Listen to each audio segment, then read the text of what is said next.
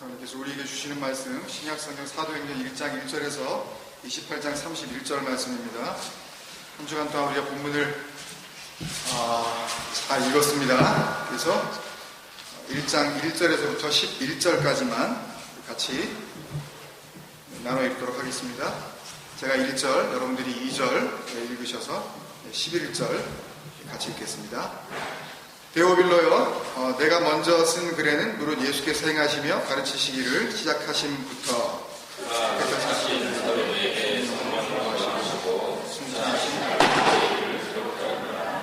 그가 고난받으신 후에 또한 그들에게 확실한 많은 증거로 친히 살아계심을 나타내사 40일 동안 그들에게 보이시며 하나님 나라의 일을 말씀하시니라. 함께 모이사 그들에게 분부하여 이르시되 예루살렘을 떠나지 말고 내게서 들려라 아버지께서 약속하신 것을 기다리라.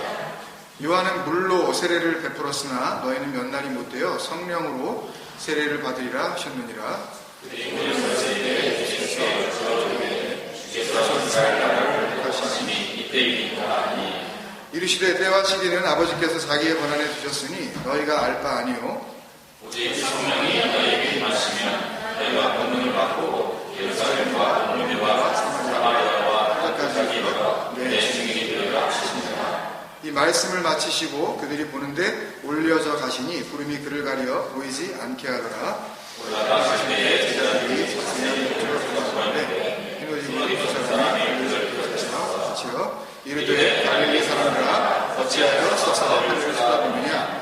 너희 가운데서 하늘로 올려진 이 예수는 하늘로 가심을 본 그대로 오시리라 하였느니라. 아멘. 에덴에서 반모까지 41번째 시간 신약성경 5번째 책입니다. 사도행전 지난 한 주간 동안 우리가 본문으로 읽었고 같이 묵상하였습니다. 원래는 그 1장 1절이 우리에게 증거해주고 있는 대로 누가복음과 같은 책이었었습니다. 한 권의 책이었었던 이 성경을 이제 번역과 편집 과정을 거치면서 AD 2세기경에 지금의 사도행전 부분이 이제 이렇게 따로 누가복음에서 분리가 되어져서 사복음서 뒤로 오게 된 거죠. 그러니까 원래는 한 권이었습니다. 그래서 그 과정에서 이제 분리된 이 누가복음의 이 뒷부분에 이름이 좀 필요했죠. 그죠? 보통 고린도 전서, 후서 그러면 이렇게 붙어 있으니까 이렇게 되는데 누가복음 후서라고 이렇게 이름을 붙이지 못하고 이름을 하나 이제 붙여줘야 했는데 그 과정에서 이제 전체적인 내용을 감안을 해서 사도들의 움직임이 이 누가복음 뒷부분의 대부분의 줄거리다라고 생각한 이 편집자들 헬라어 성경으로 이제 번역하게 된 이 정경화 작업, 성경 66권 가운데 특히 이제 신약 성경을 구성하게 되는 작업을 했었던 그들에 의해서 사도들의 행적들이라는 이름으로 이제 누가복음 후편의 이 부분이 이제 이름이 정해지게 된 겁니다. 그래서 그 헬라어 프락세이스 아포스톨론으로 이제 이름을 정했습니다. 아포스톨론은 복수형인데요. 우리가 잘 아는 아포스톨로스의 그 복수형 단어입니다. 마가복음 할 때 우리가 잘 배웠죠? 아포스톨로스. 그래서 아포스하고 히스테미. 그래서 누군가에 의하여 똑바로 세움을 받은 자들. 그래서 진리가 이제 세우게 한 진리로 세우심을 받은 자들. 그런 의미의 단어라 그랬죠. 그래서 그 사도들의 프락세이스. 이 프락세이스는 행위 또는 행동, 또 행적, 그들의 발자취라는 의미의 단어 프락시스 이 단어의 복수형 단어거든요. 그러니까 행동들, 행적들, 발자취들 그런 말이 되는 거죠. 이걸 갖다 이제 영어 성경이 그대로 이제 해석을 하니까 뭐가 된 거예요?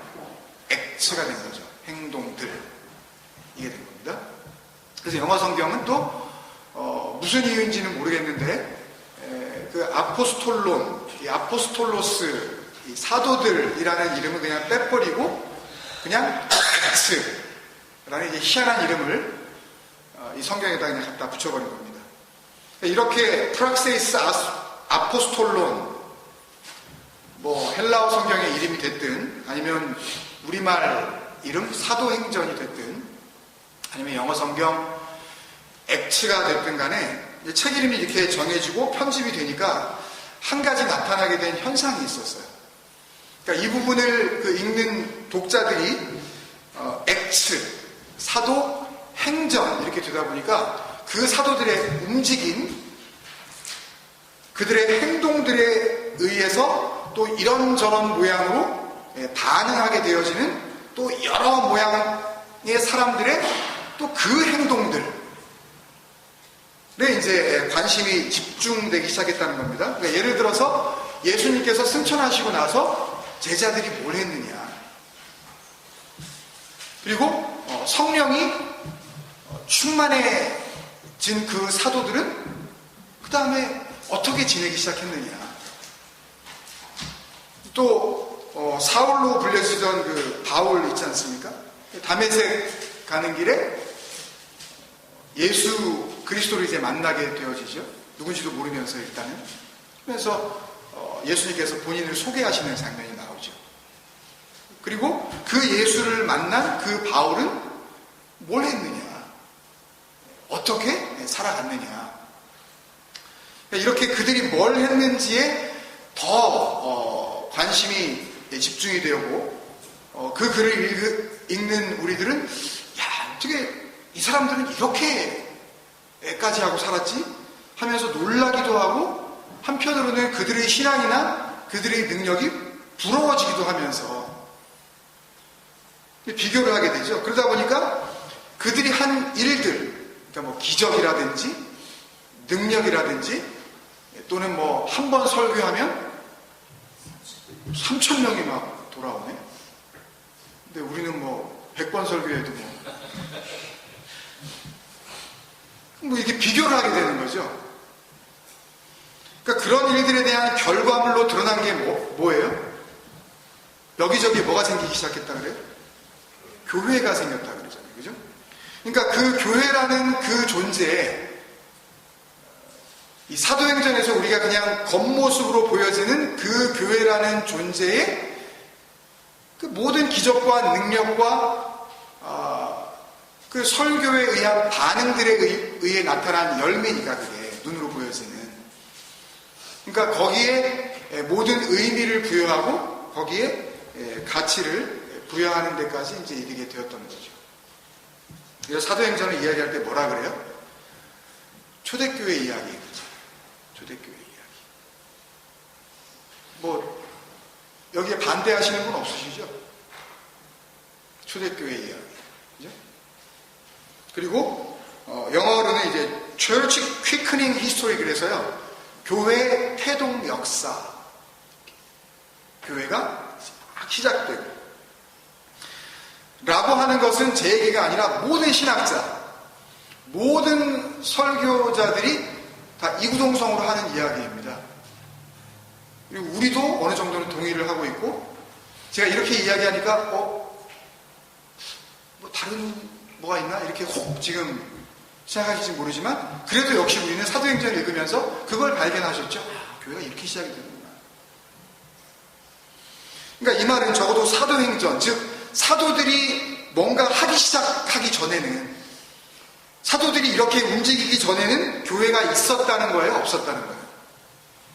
초대교회, the age of the early church, 그 최초의 교회들의 그 시대에 근데 교회가 태동됐다고요. 교회가 이제 탄생됐다고 그랬잖아요.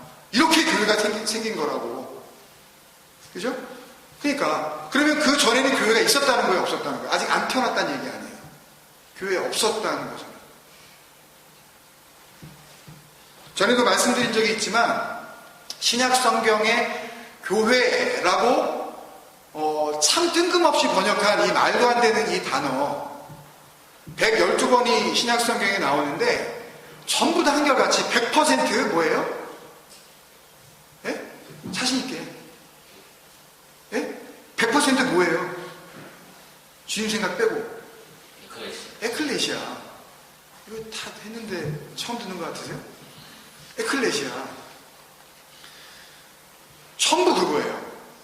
그러니까 가르칠 교 모일회, 이건 어떤 그 겉모습만 보고 그 지은 이름인지는 모르겠지만 적어도 교회라고 번역된 그 이름은 전부 에클레시아. 분명히 잘못된 이름이에요. 어쨌든 근데 사도행전 7장 전체를 장식하는 한 사람의 증언이 나오죠. 우리가 얘기할 때 소위 초대교회 7집사 중에 한 사람이라고 얘기하는 그분, 그 스데반의 이 증언이 나오는데 거기에 보면 이런 말이 나오죠.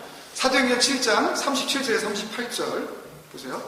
이스라엘 자손에 대하여 하나님이 너희 형제 가운데서 나와 같은 선지자를 세우리라 하던 자가 곧 이 모세라, 시내산에서 말하던 그 천사 앙겔로스 말라크입니다. 이게 말라기, 하나님의 말을 전하는 자, 이 그리스도 진리를 담고 오신 그분을 이야기하는 건데, 그 하나님의 그 진리의 사자와 우리 조상들과 함께 어디에 있었고?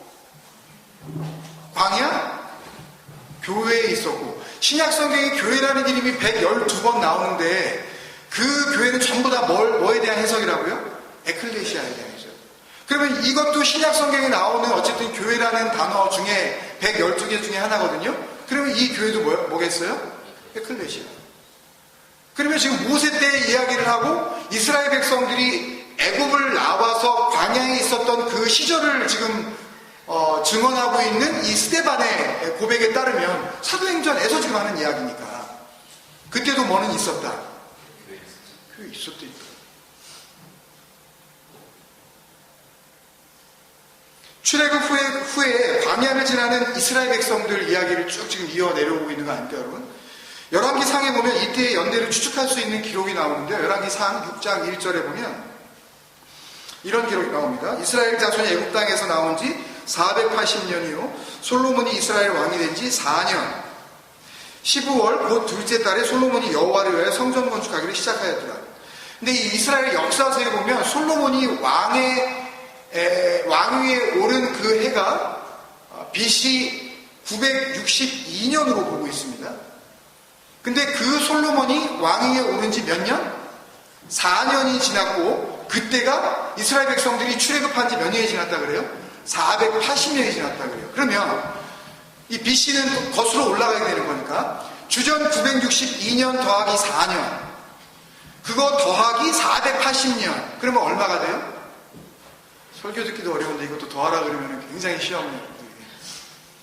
더하면 1446년 주전 1446년 그때 이미 뭐가 있었다고요? 그 광야에 그 교회가 있었다.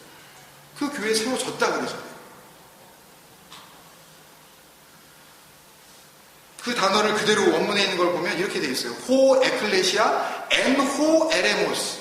에레모스는 아무도 없는 곳, 물 없는 곳. 물이 뭔지 우리 잘 배웠죠? 물이 있는 그곳. 그게 뭐였어요? 샤마임이었잖아요. 니네들이 하늘이다. 니네들이 그 물을 담으면 너희들이 하늘이야. 너희들이 성전이야. 라고 구약성경 내내 하나님께서 말씀하신 거 아니에요? 그죠? 에스겔서에서 우리 정확하게 배웠잖아요. 그죠? 그러니까 그 이야기거든요, 지금. 물 없는 곳에 교회를 세우심으로써 그곳을 이제 성전 삼으시는 하나님의 그 이야기. 그게 벌써 언제 있었다고요? 주전 1446년. 그러니까 이미 교회는 사도행전이 기록되기 전에 사도행전이 대략 주님 가시고 나서 또 한 20-30년이 흐른 후에 대략 한 AD 60여 년경 전후에서 지어진 걸로 이렇게 보고 있기 때문에 그러면 다 더하면 1500년이 넘는 시간이 지난 거죠. 이미 1500년 이전에 에클레시아는 있었다. 사도행전 자체가 그걸 증명하고 있잖아요. 에클레시아 교회에 있었다고. 그러면 어떻게 되는 거죠, 이거는? 사도행전은 교회 태동 역사서는 아닌 거네요. 이게 와 닿으세요, 여러분? 그걸 그렇게 껍데기로 보면 안 되는 겁니다, 그러니까. 이게 교회가 이렇게 세워지는 거구나. 그 얘기 아니에요. 이전에 없던 교회가 이제 이렇게 처음 세워지고 있는 거지 라는 것을 설명한 초대교회 이야기는 더더욱 아닌 거죠. 1500년 전에 이미 있었던 교회가 있는데 1500년 후에 어떻게 그 교회가 얼리 처치가 되냐고요. 늦어도 레이, 베리 레이.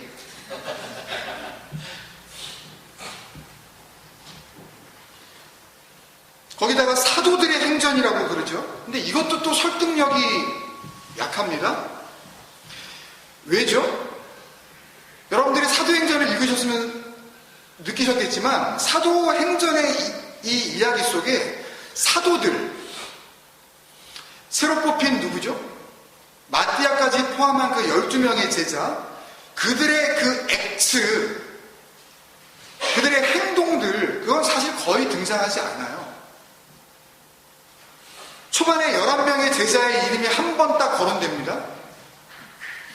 그 후로 정작 이 진리가 전해지는 과정, 이 복음이 넘어가는 과정, 이게 뭐예요? 이게 액트잖아요, 진정한 의미에. 그죠?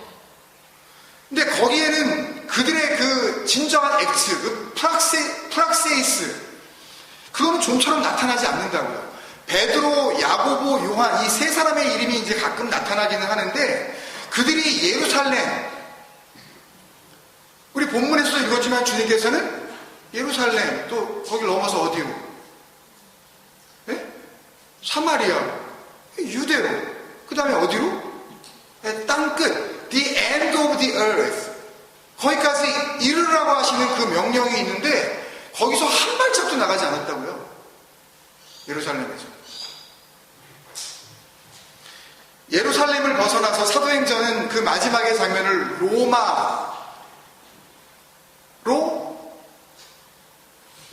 그 장면을 옮겨가고 있죠. 계속 복음이 진행되어지는 과정들을 보여주고 있는데 그 실질적인 복음의 증인이 된 그 역할을 사도들이 거의 하지 않고 있단 말이에요. 액체가 없어요. 오히려 그들은 예루살렘에 눌러 앉아서 그들이 그렇게 욕하고 주님께서 그렇게 경고했었던 바리새인들, 그 진리를 왜곡하여 율법으로 품고 앉아 있었던 그들이 했었던 똑같은 짓을 예루살렘에 앉아서 그들이 하고 있었다고요. 종교 세력을 형성하는 데에 힘을 다하고 있었어요. 그 열심을 냈다고요. 그게 그들이 모여서 어떻게 보면 그들끼리 떡을 띄고 또 뭐 주님을 찬미하고 찬양하고 또 교제도 하고 또 친하게 지내는데 아무런 문제가 없는 것 같아 보였지만 그들은 그 열심을 내고 있었다고요. 그것 때문에 문제가 생기기 시작을 하죠. 바로 오순절 성령 충만의 은혜를 그들이 체험하기는 다 체험을 합니다, 여러분. 근데 그 은혜의 진정한 의미, 그 은혜가 갖고 있는 그 진리를 알지 못하고 그 형식, 그 껍데기로만 그걸 받아들이면요, 또 다른 형태의 율법주의와 더 심각한 종교 외식이, 더 무서운 종교 외식이 그 진리의 자리를 차지하고 말아버릴 수 있다는 걸 폭로하고 있어요. 뭐가? 사도행전이에요. 웃기는 소리 하지 말라는 거예요. 오순절 이후에 사도행전 6장에 이르기까지 그들이 예루살렘의 경계를 뛰어넘는 행동은요, 단 한 번밖에 없었습니다. 그것도 자기들이 자발적으로 나선 것도 아니고 4년이라는 시간이 흐르도록 사도들이 예루살렘을 벗어나고 있지 않다가 사도행전 8장에 이르러서 평신도나 마찬가지였었던 빌립 집사에 의해서 사마리아의 복음이 전해지고 거기에도 진리의 역사가 나타났다 하는 이야기를 듣고 그거 확인하러 한번 간 거예요. 정말? 우리 말고도 누군가가 진리를 알 수 있단 말이야? 웃기는 소리 하지 마. 누가 진리를 안단 말이야? 그 진리에 대한 교만, 나만 알고 있을 수 있을 것 같다는 그 자만심, 거기에 그들은 똘똘 뭉쳐 앉아 있을 때니까, 예루살렘에.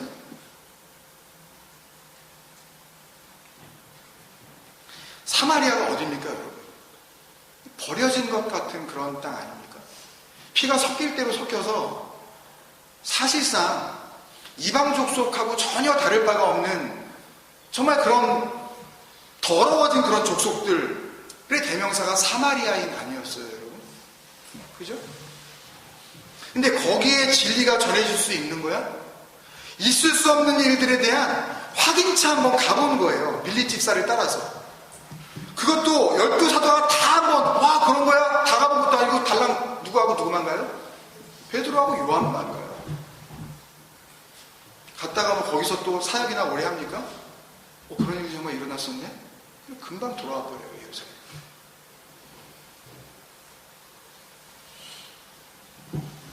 근데 여러분, 사실은 사마리아도 어디 땅이에요? 이스라엘 땅이잖아요.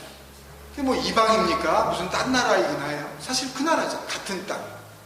그러고 보면 사도들은 주님께서 말씀하신 마지막 그 부탁으로 하고 가신 너희에게 성령이 임하시면 이라고 했을 때에 그 다음에 이루어져야 할 그들의 진정한 액트, 그들의 진정한 삶의 모습은 전혀 나타나지 않고 있었던 거 아닙니까? 사도행전 내내. 사도행전 내내. 그러면 이렇게 정리할 수 있죠? 사도행전은 우리가 알던 것처럼 교회 태동 이야기도 아니네. 더더욱 초대교회 이야기도 아니네. 그러면 사도들의 액트 이야기도 아니네. 그럼 사도행전이 뭐예요? 도대체 우리에게 이 사도행전을 통해서 뭘 말씀하려 하시는 걸까요? 여러분 무슨 은혜를 받으셨어요? 사도행전을 읽으시면서?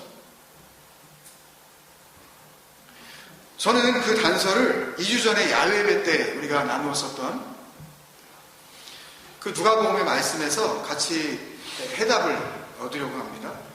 오늘 설교 서두에서도 말씀드린 대로 원래 누가복음과 사도행전은 한 권의 책이었다. 그러면 이 글을 쓰게 하신 그 진리의 영, 성령, 모든 성경은 뭘로? 하나님의 감동, 그 진리의 영, 그리스도께서 주인이 되어 주셔서 기록자의 손만 빌리신 거니까. 그죠? 그러면 그 누가복음, 그 사도행전이 한 권의 책이었다면 같은 이야기를 할 수밖에 없는 거겠죠? 엉뚱한 이야기를 갑자기 하지 않을 거 아니에요. 자기 마음대로 쓴 것이 아니라 그 진리의 영, 그 그리스도께서 인도하신 그 글이었기 때문에. 그죠? 그러면 누가복음을 통해서 주신 은혜가 뭐였죠? 그것만 생각하면 사도행전의 은혜는 우리가 금방 쉽게 찾아낼 수가 있을 줄로 믿습니다.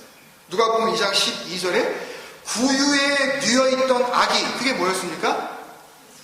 그 이성 없는 짐승과도 같은 말, 소, 그 양, 돼지들이 먹는 그 말밥통, 그 메인줄, 거기에 뭐가 지금 담겨 있는 거예요? 진리이신 그리스도가 담겨 있네요. 뭐 하라는 거예요? 이제는 그거 먹지 말고 이거 먹으라는 거 아니에요? 이 진리, 이 그리스도. 또 어디였죠? 누가복음 15장 17절에 내 아버지에게는 양식이 풍족한 품꾼들이 얼마나 나는가. 나는 여기서 줄여서 죽는구나. 근데 뭐는 먹을 수 있었던 거예요? 그 쥐염 열매는 먹을 수 있었잖아요. 근데 알고 봤더니 뭐가 진짜 양식이었어요? 아버지 집에 있는 그 양식이 진짜 참된 양식이라는 걸 알게 된 거 아니에요? 그 집을 떠난 그 아들은. 잃어버려진 그 아들은 먹으면 사는 진짜 음식. 그러니까 먹어도 이게 배불림을 얻지 못하는 그 음식 말고 먹으면 영생을 얻게 되는 그 음식. 돼지들이 먹는 거 아닌 거 그거. 그리고 누가복음 10장 17절에서 그렇게 우리가 결론을 내렸죠. 누가 강도 만난 자의 이웃이냐? 그들에게 필요한 것이 뭐냐? 그러면서 주님께서 뭐라 그러셔요? 가서 너도 이와 같이 하라 그러시죠. 그죠? 그때 그 넘겨줘야 되는 게 뭐였어요? 엘레호스였잖아요. 자비, 하나님의 사랑, 그 아가페, 하나님 자신, 그거 넘겨주라 그러신 거 아니에요? 그게 되라, 포이에오, 되라 그러셨잖아요. 그죠? 처음 들으세요? 근데 나는 지금 그걸 넘겨줄 수 있는 그게 있어요, 없어요? 그 생명, 그 자비, 그 진리, 그 하나님의 사랑이 여러분 안에 있으세요? 여러분 안에 있으시면은 그러면 할렐루야예요. 근데 없는 자가 그걸 넘겨줄 수가 없잖아요. 그러면 지금 나는 뭐라는 거예요? 내가 강도 만나서 반이 되어 죽은 자라는 이야기 아니에요. 그죠? 이 세 가지, 이걸 정리하면 나는 말밥통, 이 구유입니까? 아니면 그리스도입니까?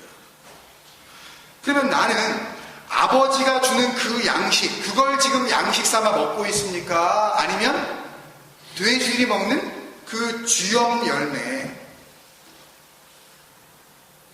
그 껍데기, 그러니까 뭐든지 하나님께서 말씀으로 주면 그것을 하라 말라의 계명으로 알고 그 것만 열심히 핥고 있는 그 돼지들의 모습, 아 이걸 해이지? 아 이걸 하지 말래네? 하면서 그거를 지킴으로 말미암아 누구를 섬겨드리고 있는 거예요? 그 계명을 주신 그분을 우리는 섬겨드린다고 생각을 하잖아요. 뭘로? 내 열심으로. 그래서 모든 교회가 뭐라 그래요? 열심을 내자 그러잖아요.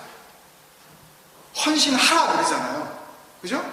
봉사하자 그러잖아요. 그걸 통해서 뭘 하려고? 하나님께 영광을 돌려드리자고. 아무것도 모르니까. 이 주염 열매라고 한 이 단어가요, 케라티온이라는 단어인데요.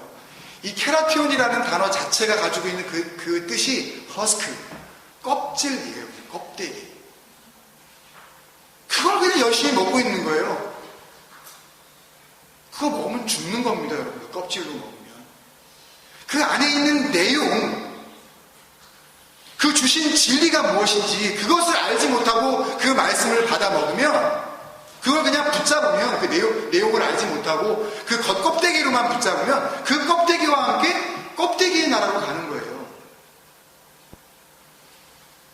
그 지옥. 그러니까 사도행전은요, 여러분, 이 누가복음의 후반부는 전부 이 이야기를 설명하고 있는 겁니다. 여러분 다시 한번 사도행전을 한번 가서 한번 읽어보세요. 그러실 수 있는 진정한 열심이 여러분 안에 있으시면 여러분 오늘 가셔가지고 한번 다시 한번 읽어보십시오. 여러분의 눈을 고치고 다시 한번 읽어보세요. 그렇게 말밥통 같은 그 사도들, 자기 그 배 하나 배불리려고 애쓰고 노력하는 그 사도들, 그 제자들 안에 정말 채워져야 할 그 그리스도, 뭐예요 이게? 성령. 그 이야기가 오시는 거 아니에요? 그거 기다리라 그러시는 거고, 그게 오심으로 말미암아 사도행전의 이야기가 막 터져 나가기 시작하는 거 아니에요? 근데 그렇게 터져 나가야 할 그 양식을 그들만 움켜잡고 붙잡고 앉아 있잖아요?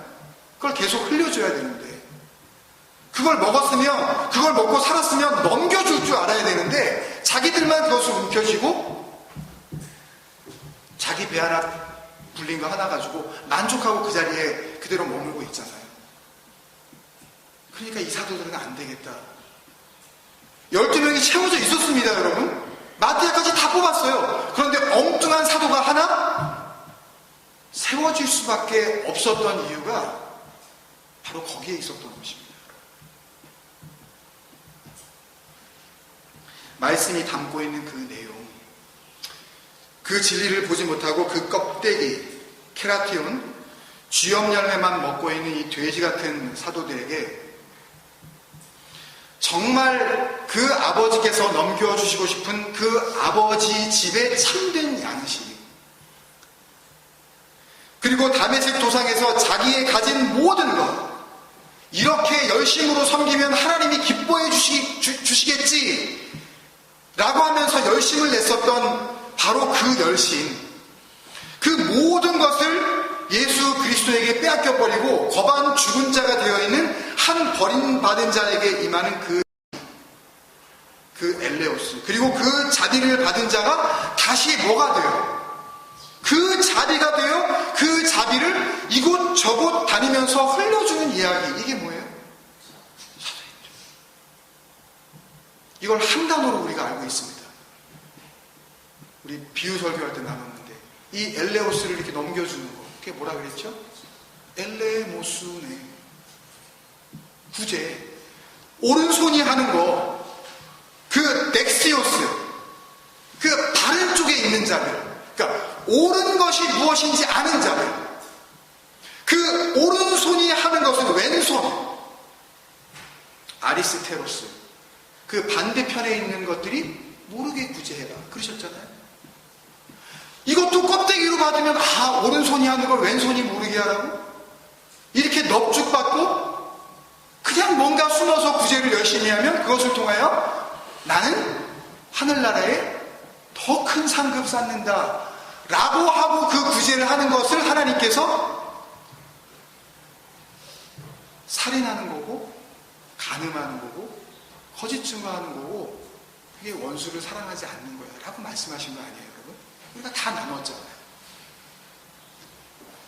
오른손이 하는 것을 왼손이 모르는 구제, 그 껍데기, 보이는 것으로는 할 수 없는 그 안에 있는 것, 보이지 않는 거로 할 수 있는 그 엘레모스네, 그 이야기를 사도행전 28장까지 계속해서 그렇게 우리에게 흘려주고 있는 것입니다. 그래서 누가복음 11장 40절 41절에 미리 누가는 이렇게 우리에게 알려주고 있는 거예요. 어리석은 자들아, 겉을 만드신 이가 속도 만들지 아니하셨느냐? 그러나 그 안에 있는 것으로 구제하라. 그 안에 있는 것, 그 쥐염 열매, 그냥 한 번 먹고 배부르는 거, 그 껍데기 갖고 뭘 하려고 그러지 말고 그 안에 있는 것, 그 내용으로 담고 있는 그 진리, 그걸 가지고 엘레모스네, 그것을 넘겨줄 수 있는 자가 되라. 뭐라는 거예요? 그걸 먹으라는 이야기예요. 그 진리를 먹으라고. 정말 네가 먹어야 할 양식이 이거라는 걸 알겠니? 너는 그걸 담지 못하고 있는 말밥통 맞고, 너는 그 양식을 양식으로 모르고 있는 돼지 맞고, 너는 그 양식이 필요한 강도 만나서 거반 죽은 자 맞어. 그걸 네가 아니? 라고 사도행전은 우리에게 묻고 있다고요. 그래서 같은 이야기를 사도행전 9장 15절에서 주님께서 그것을 이제 사도행전 그 뒤편의 이야기들을 그 이야기로 풀어내시기 위하여 바로 그 자가 누구라 그랬어요? 나의 택한 그릇이다 그러잖아요. 그릇이 뭘 할 수 있겠어요? 그릇이 뭘 한다 한들 그것이 영광이 되겠냐고요. 그릇은 그냥 그릇일 뿐입니다. 아무것도 할 수가 없어요.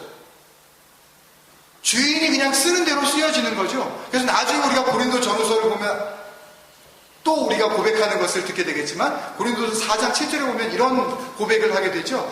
이 그릇이 뭔지, 그리고 자기가 아버지 하나님 앞에서 누구인지 분명히 한 이 그릇인 사도 바울이 뭐라고 고백을 해요? 우리 안에 뭐요? 우리가 이 보배를 어디에? 질그릇에 가졌으니, 우리가 능력이 아무리 많아도 힘이 큰 능력이 누구에게 있고? 하나님께 있고, 우리에게 있지 않다는 것을 알게 해주시려고 너 질그릇 맞아, 너 막그릇이야, 너 귀한 그릇 아니야, 유약 바르지도 않았어요 여러분. 그냥 진을 그냥 으개가지고 그냥 한번 구워낸 겁니다. 부딪히기만 하면 그냥 깨져버리는 그런 막그릇이에요. 그 그릇임을 아느냐. 지금 그렇게 쓰임받고 있는 질그릇과도 같은 바로 그 한 사람의 이야기를 통하여 참된 양식이신 그 진리, 그 그리스도를 우리에게 넘겨주시려는 하나님의 약속의 말씀인 줄 믿습니다. 내가 누구인지 이 말씀 앞에 서서 바로 알게 되어질 때 이 질그릇을 만드신 그분께서 이 질그릇 위에 그리스도 되시는 보배를 담게 하시는 은혜가 있을 줄로 믿습니다. 우리 그 마음으로 한번 이 찬양 같이 했으면 좋겠는데요.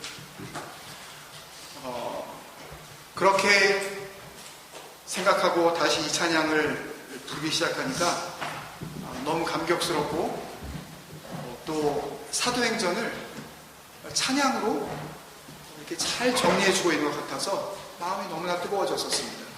내 안에 살아계신 주, 나 따르기 원해. 뭘 할 수 있겠습니까? 그냥 그 그릇 위에 담겨진 그 진짜 주인공 되신 그분이 원하시는 대로 그냥 쓰임받아지는 것, 그게 우리의 삶 아닙니까, 여러분? 그죠? 그리고 우리의 이 육체의 장막, 그 질그릇이 이 땅 가운데서 깨지게 되었을 때 뭐만 남게 돼요? 그 보배만 남게 되어져서 그 보배의 나라로 그렇게 우리가 함몰되어진 것 아닙니까, 여러분? 여러분 정말 그 원함으로 주님 앞에 나오셨어요? 그렇다면 이 찬양은 그 진리를 담고 있는 자들의 진리를 향한 고백이 될 줄로 믿습니다.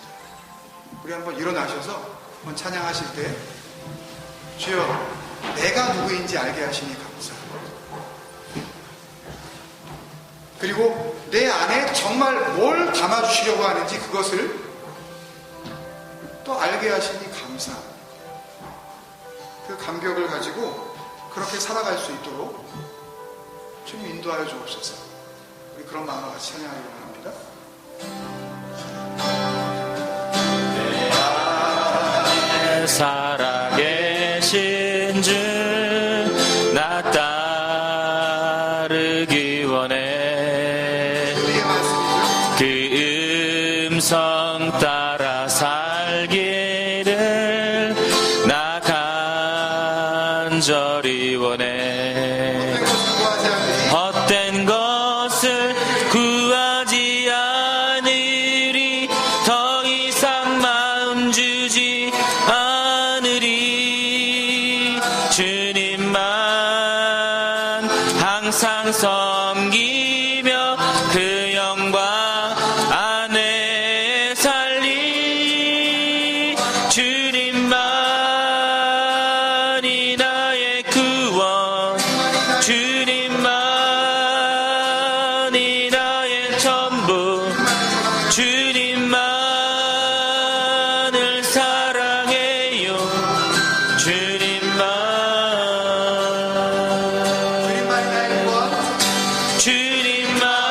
주님만이 나의 구원, 주님만이 나의 전부, 주님만을 사랑해요. 주님만.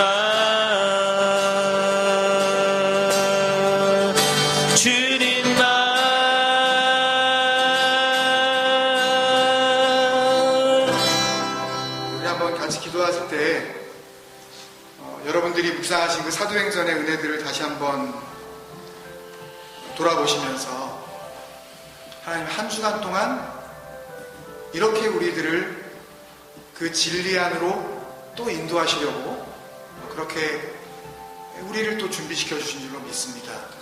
그 감사의 기도를 드리면서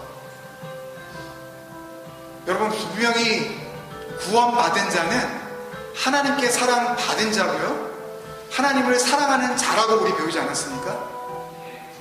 그러면 그 사랑이 우리가 어떻게 이루어진다고 알고 있어요? 계명을 지킴으로, 그 마음에 그 말씀을 간직함으로. 내가 그냥 깨져도 눈 하나 깜짝하지 않을 그 막그릇, 사실 말밥통이나 다름없는, 누가 발로 차도 아무 소리 하지 않을 그 더러운 구유 맞다고 고백하는 자, 그 안에 뭐는 담겨지는 겁니까? 보배는 담겨지는 겁니다. 여러분 주님 앞에 그렇게 나아갑시다. 주님 그렇게 담아 주옵소서. 그 질그릇으로 주님 앞에 서게 하여 주옵소서.